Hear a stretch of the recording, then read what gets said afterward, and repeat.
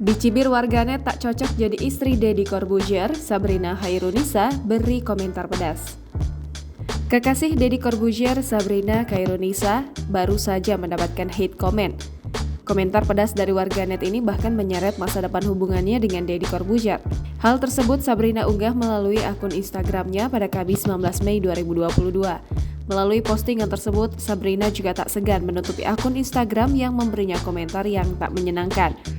Seorang warganet menyebut Sabrina tak cocok menjadi istri Deddy Corbuzier. Menurut komentar tersebut, sosok Sabrina tak memiliki nilai seorang istri. Sabrina membalas dengan mempertanyakan latar belakang akun tersebut. Pasalnya, akun itu menuliskan dengan jelas lulusan sekolah dinas IPDN, di mana murid yang menempuh pendidikan di sana langsung menjadi abdi negara. Sabrina lantas mempertanyakan latar belakang pendidikan orang tersebut.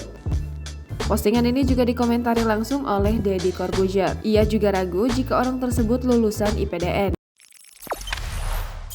Jangan lupa subscribe, share, komen, dan like ya!